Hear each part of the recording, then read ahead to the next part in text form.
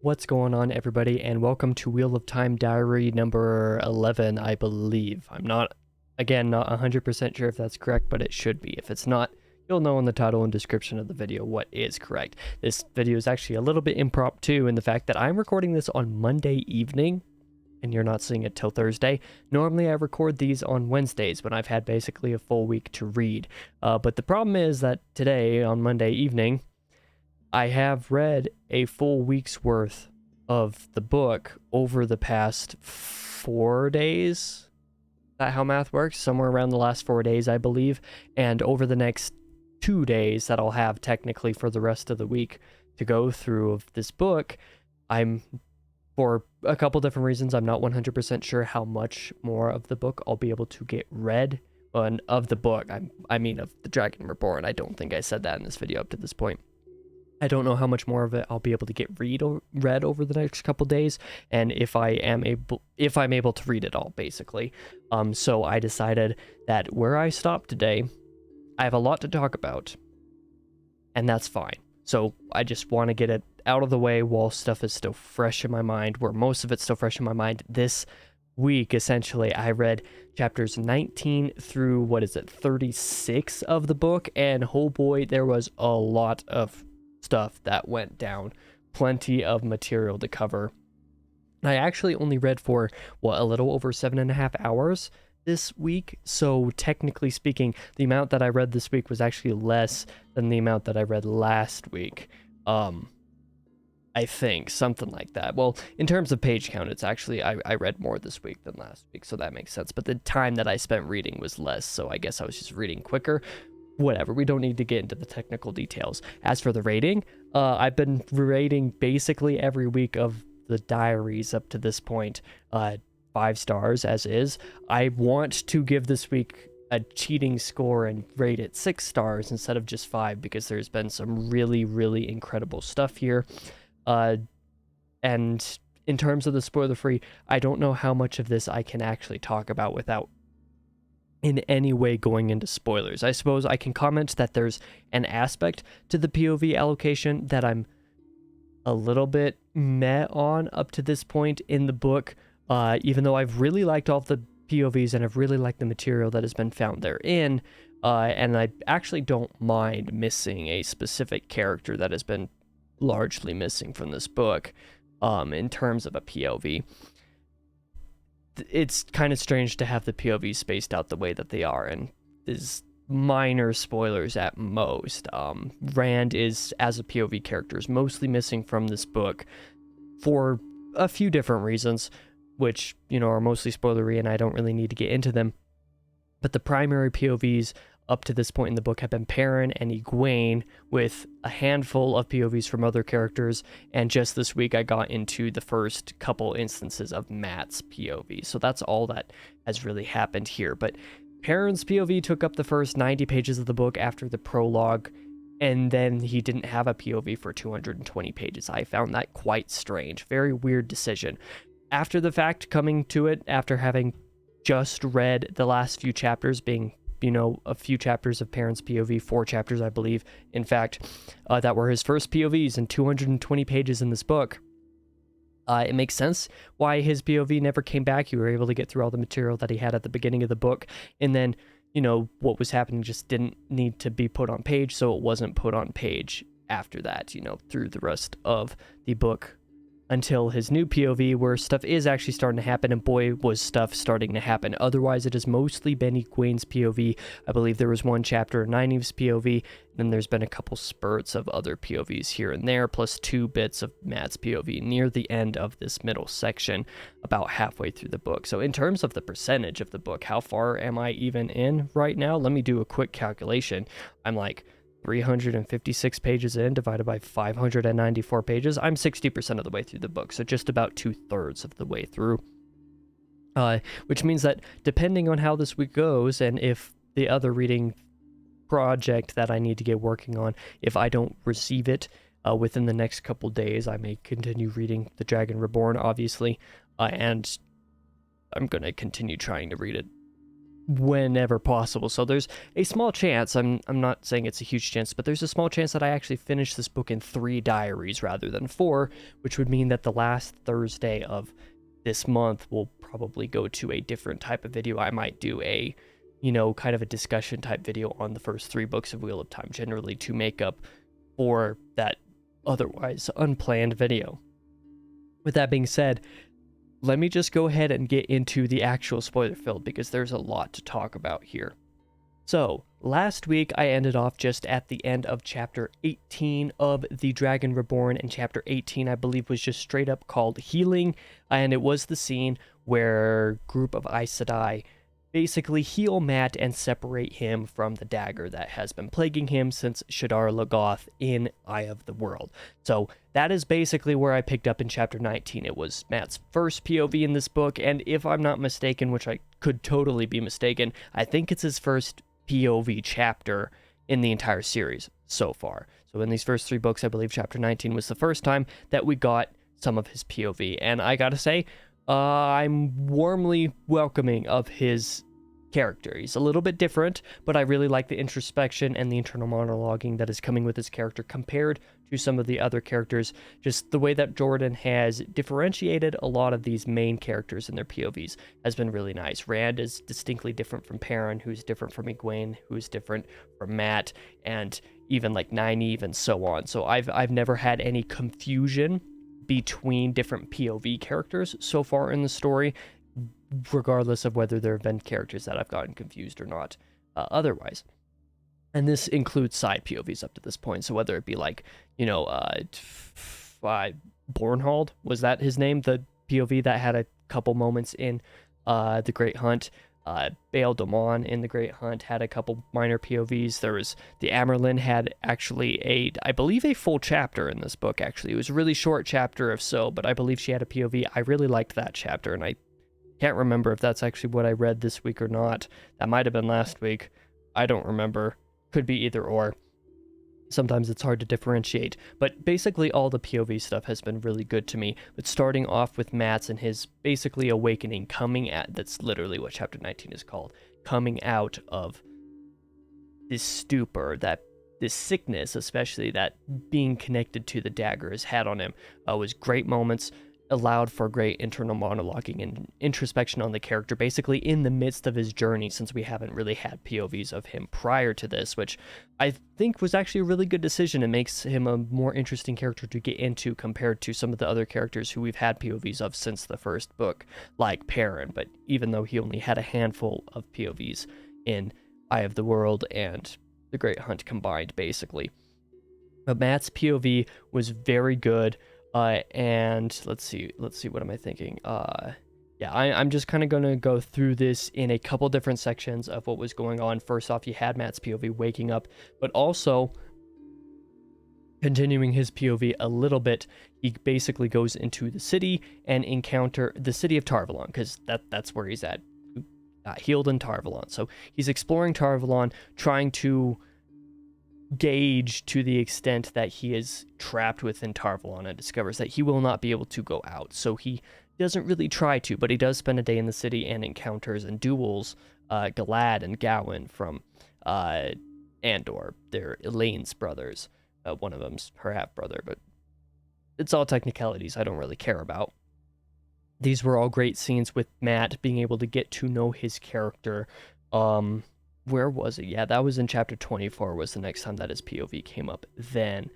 But for the most part, this part of the story was continuing to be dominated by the girls in Tarvalon, especially on their, search, essentially their sort of passive search for people within the White Tower who may or may not be connected with the Dark One, who may be the Black Aja, essentially.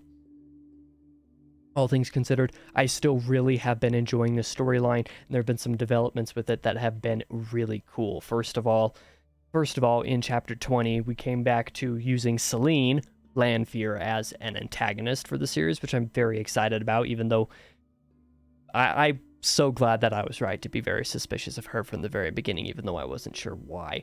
It totally makes sense in hindsight, and being able to see her in these other circumstances is cool because her existence in the White Tower, both I believe chapter 20 was actually her visiting Matt first, which I totally forgot about. She actually visited Matt in the White Tower, which is really creepy in and of itself, but later she also visits the girls as well. And I think it's revealed that she disguised herself as, what was her name? One of the girls that Matt and Rand met in their journeys from tavern to tavern, from town to town in Eye of the World. One of these other girls that was in the White Tower training was sent away when Lanfear disguised herself as this girl to give the rest of the girls a message from the Amberlin that wasn't actually from the Amberlin. It was some really cool reveals stuff that happened later, but that was also confusing because then when Egwene tries to chase after her, she's like, wait a minute, you're not who I thought you were, but I don't know you. Are you an Aes Sedai? And Selene, Lanfear was like, that's for me to know and you to not know, and just disappears essentially. I've been loving all of these kind of scenes, but there's just so much to talk about in terms of Egwene's POV and all the stuff that has been happening in Tarvalon. I genuinely don't remember it all, so I kind of have to go through these notes and try to remember what happened, including the fact that I don't know how this slipped my mind for a moment, the fact that both Elaine and Egwene went through the testing just like Nynaeve did in The Great Hunt. So The Great Hunt, one of the standout chapters was Nynaeve's testing chapter in this book. Egwene's testing, the equivalent of it, was also standout, but for somewhat different reasons. Where Nynaeve, it was a little bit more emotionally charged and got me connected to her character in a way that I wasn't before. This one was a little bit more from a straight storytelling perspective and might be a lot more thematic in nature, where Egwene's character, especially where it concerns Rand, kind of comes into play, because all three portions of Egwene's testing was, in her own words, basically betraying or giving up on Rand in some capacity, which I thought was really interesting decision, but the three ways that came about, and all of them relating to Rand's being the dragon specifically, the Dragon Reborn specifically, was a really interesting dynamic as well.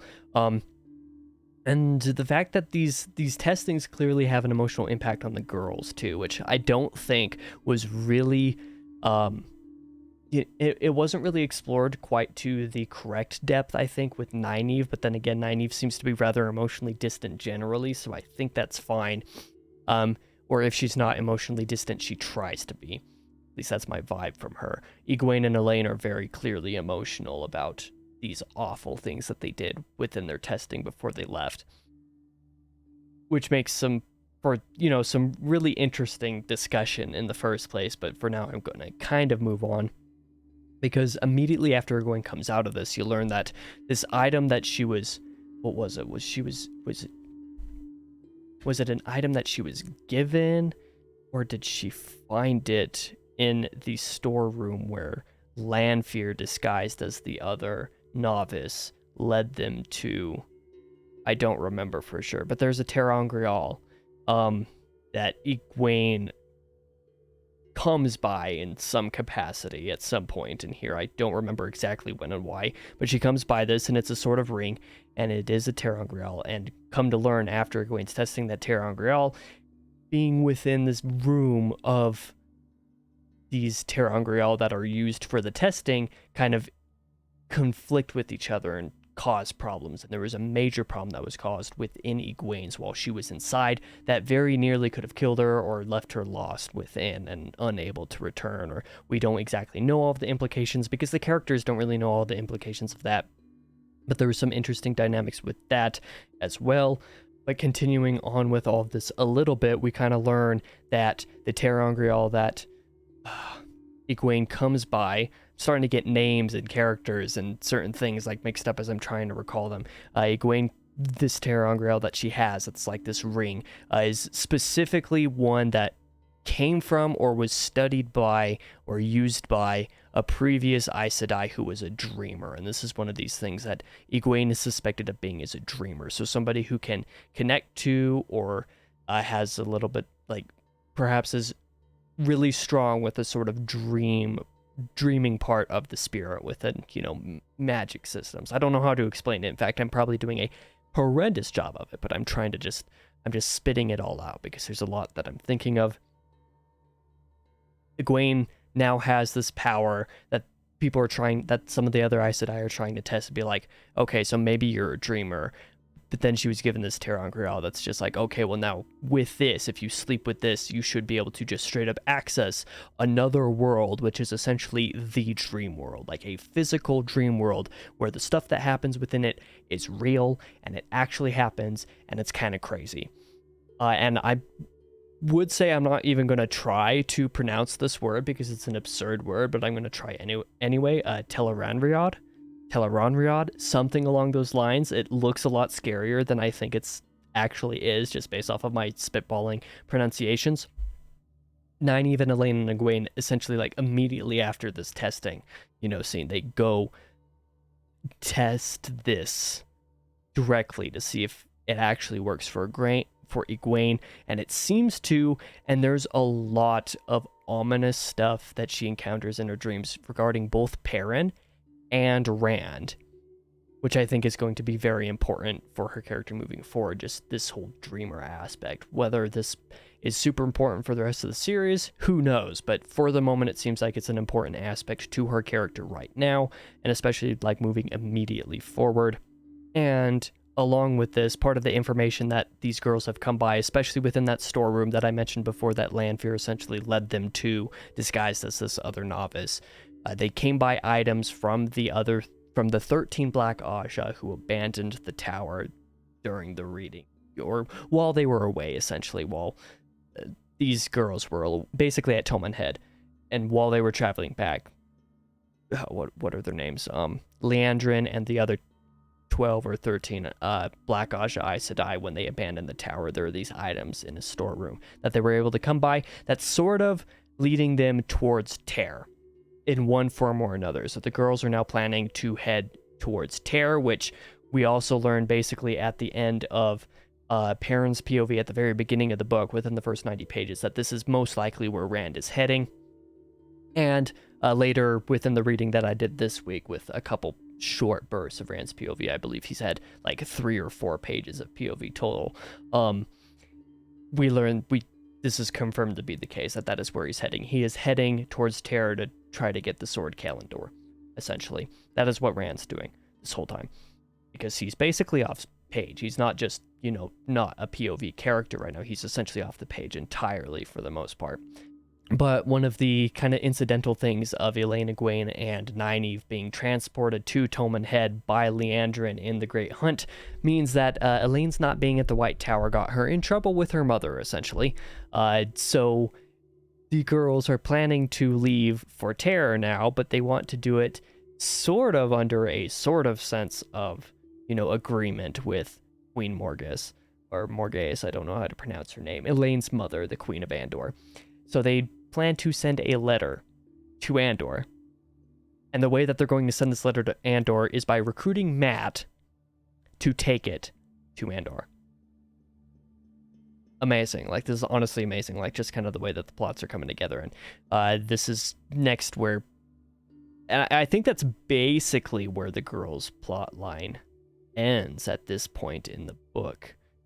Yes, that's where their plotline ends at this point, is basically recruiting Matt to send the letter there. That's where their storyline ends up till chapter 37, where chapter 37 will pick up again with Egwene. That's part of the reason why I decided to record this video now, because I know I'm going to be getting into more stuff, going back to some POVs that haven't been around for several pages. So I'm like, let's just record this because there's a lot to talk about, and I'm already running on 20 minutes at the moment, even after editing probably by this point, and there's still a little bit more to talk about. So from this point forward, we get into Matt's POV, not just of him getting recruited to take the letter to, I forget what the city's called in Andor, where the queen is. I forget for some reason. Caemlyn, that's where it is. Getting recruited by Elaine and the others to take a letter to Caemlyn. He basically makes a plan to try to get out of Tarvalon, which surprisingly works, but part of it is taking his dice, which he doesn't actually end up using, but he does gamble with dice.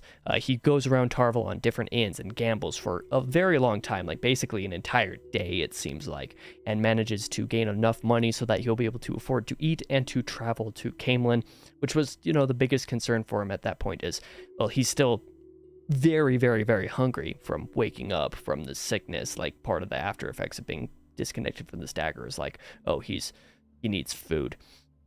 So not only is this an aspect to his character, but it's also, the fact that what little money any of these people had, they'd spent trying to get back to Tarvalon from Toman Head, basically all the way across the continent.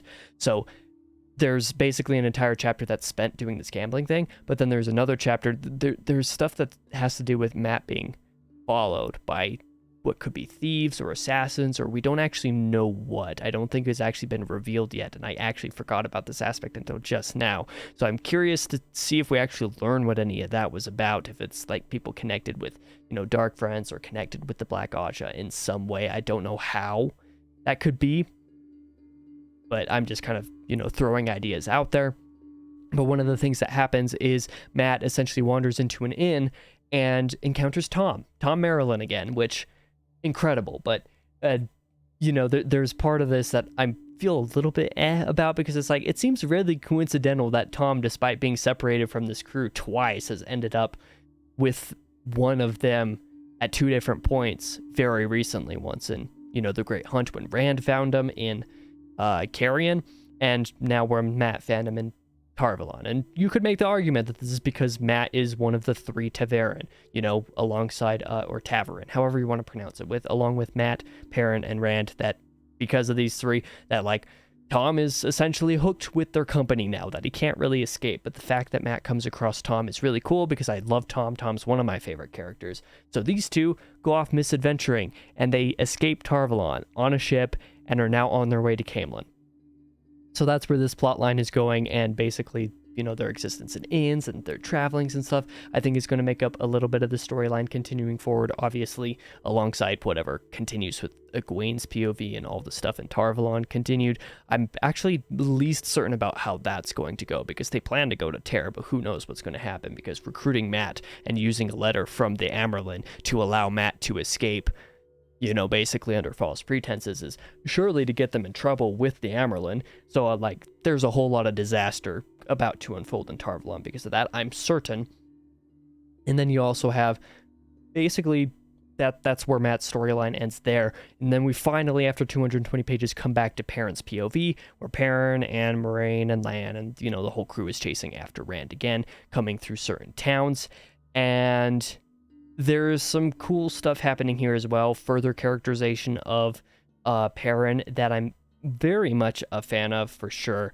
But there's some really cool and kind of crazy stuff happening that have to do with dreams.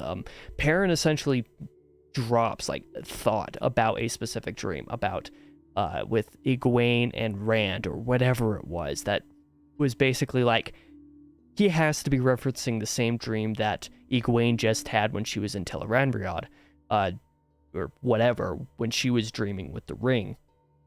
So I think, that's interesting to kind of see how the dreams are connecting there. But then there's more dreams that Perrin has a little bit later as well. That's also really cool. That one of the craziest moments of the series so far in the dream is he's observing Baalzamon, the Dark One, and Lanfear, so Selene, conversing, and Selene says something about dreams being her domain or something like that, and I'm just thinking okay, so how does this play into Tel'aran'rhiod and Egwene's potentially being a dreamer and trying to connect to this dream world, and all of the dreams that have been happening to the characters over these 3 books, but especially the last 2 books where Selene's been a playing character to some degree, and the fact that at the very end of the dream, Perrin gets attacked by Rand, and it was real, because we have a snippet of Rand's POV basically confirming the fact that Rand's in the real world, and he just did that. He saw Perrin and he attacked, and that's what just happened, a page earlier. Or not even a page earlier, it would have been several pages earlier. But, there's crazy stuff happening with dreams that is really cool. I think Jordan's work with dreams and this sort of, metaphysical aspect to the series is one of my favorite parts of the series up to this point. And some of the other final stuff that I suppose I can comment on is the fact that there's a new character that I just met in Perrin's POV. What is her name? Fail, or something like that. Her real name's Zareen. Now look, I haven't been spoiled for much about the series, but there are some things that whether, you know, you're avoiding spoilers or not, you are inevitably going to come across. And boy, does this fan base have a lot of grief for this character, Fail, especially where her relations, you know, come into play with Perrin. So the fact that she's now been introduced has me very wary for, you know, the next several books, because apparently this is a lot where, like, I've heard people comment that Perrin's POV, essentially his POV chapters, get very dull or monotonous or unenjoyable or any combination of these at various points over the next several books, and a lot of it has to do with this character that we just met. So that's not exciting. But I thought it was funny because when Perrin met the character and she's just like, well, my name's Zareen, and I'm like, I don't recognize this name. Maybe this character isn't as important as it seemed like she was going to be at first. And then later on the same page or the next page or something like that, she's just like, but I don't really like that name. Call me Fail instead, because in the old tongue, this means the Falcon, which also relates to something that Min told Perrin before. I think it was in the very beginning of this book, that his part of his future has something to do with a falcon and an eagle. Is that true, or am I completely making that up? I don't remember. It definitely had to do with something like a falcon. So, like, clearly Perrin's fate has to do with Fail, because falcon. Yeah, so neat, very cool stuff. But hey, I am 30 minutes into this recording now. This video is probably over 25 minutes, and I've just kind of had to plow through stuff. I've just been word vomiting this whole time. I'm sure there's nothing coherent about this video, I'm certain. But there was a lot that I read over the last few days, and even though there's still a couple days technically to read, I was like, okay, this is a good stopping spot. Initially, I was thinking, okay, well, maybe I'll just stop for today, and I won't continue with Perrin's POV here, and I'll just record the video today anyway to give myself, you know, a little bit of breathing room or something like that. But then I decided to read this 4-chapter segment of Perrin's POV anyway because I wanted to read more Perrin. Yeah, and now this is why I'm recording on a Monday evening instead of on a Wednesday, because, yeah, it's some pretty crazy stuff, pretty crazy happenings. I'm thoroughly enjoying myself. It's great. I love this book. This book is my favorite of the 3 so far. I will reiterate up to this point. I'm absolutely loving it. If, you know, The Shadow Rising is anywhere near as good as, like, its reputation is, especially within context of the series, I'm probably going to really love that book, but we won't know about that until, you know, November, December, when I actually get to that. Hopefully get to that. I don't want to push it back. I really, really don't want to push it back, but there are some things that may force me to. But that's all about the future, you know? That's not for a month and a half that I don't really have to worry about that at the moment, and I still have, what is it, like 250 pages left? Yeah, like just under 250 pages left of the Dragon Reborn, which I could very realistically get done by the time the next diary comes out. So who knows? Maybe I'll be done next week. Maybe I won't. We'll have to see next week. So with that being said, thank you guys for watching this incoherent rambling, if you did, but I appreciate it. And I don't really have much else to say because I don't have my flash drive in. I can't actually look to see what the video for next Tuesday is, but next Thursday there will absolutely be another diary of this, whether it's the last diary for the Dragon Reborn or not. Again, I'm not too certain at the moment, but we shall see. I'll see you guys in the next video regardless.